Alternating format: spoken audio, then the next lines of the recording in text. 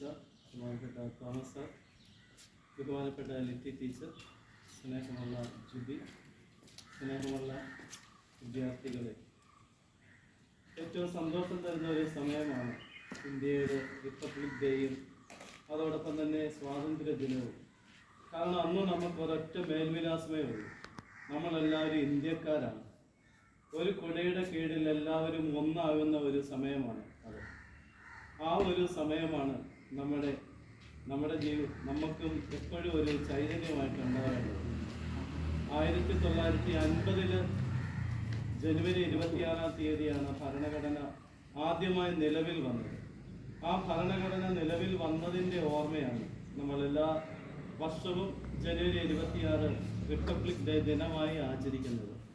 73 വർഷങ്ങൾ പിന്നിട്ട് 74-ാമത്തെ വർഷത്തിലേക്ക് നമ്മൾ പ്രവേശിക്കുകയാണ്. ഭാരതം റിപ്പബ്ലിക് ആയതിൻ്റെ, റിപ്പബ്ലിക് എന്ന വാക്കിൻ്റെ അർത്ഥം തന്നെ അറിയാം, റീഡ് ടു ദ പബ്ലിക്, ജനങ്ങൾക്ക് പുനരർപ്പിക്കുന്നതാണ്.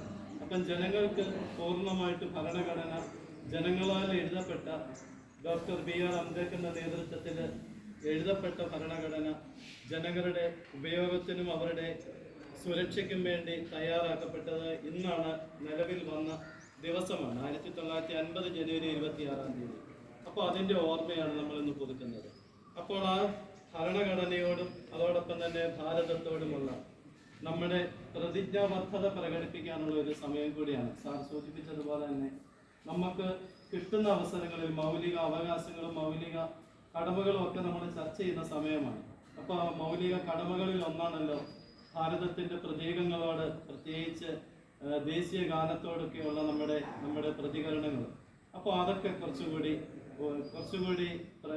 ഉത്തരവാദിത്വത്തോടുകൂടി നിങ്ങൾ NCC എന്ന നിലയിലോ SPC എന്ന നിലയിലോ ഒക്കെ കുറച്ചും കൂടി മറ്റുള്ളവർക്ക് മാതൃകയാകുന്ന ഉത്തരവാദിത്വത്തോടുകൂടി ചെയ്യാൻ നമുക്ക് എല്ലാവർക്കും കടമയുണ്ട്. നിങ്ങളെ അത് ഓർമ്മിപ്പിച്ചുകൊണ്ടും ഈ ദിനത്തിൻ്റെ മംഗളങ്ങൾ ഏറ്റവും സ്നേഹപൂർവ്വം എല്ലാവർക്കും ആശംസിച്ചുകൊണ്ടും, ഈ ചൂട് സഹിക്കാൻ വയ്യാത്തതാണ്, അത് നമ്മുടെ ഭാരതം എന്നുള്ള ഒരു ചിന്തയോടുകൂടി നമ്മുടെ ഹൃദയത്തിലേക്ക് അവ ഏറ്റെടുക്കുവാൻ ഇടയാകട്ടെ എന്ന് പ്രാർത്ഥിച്ചുകൊണ്ടും ആശംസിച്ചുകൊണ്ടും ജയ് ഹിന്ദ്.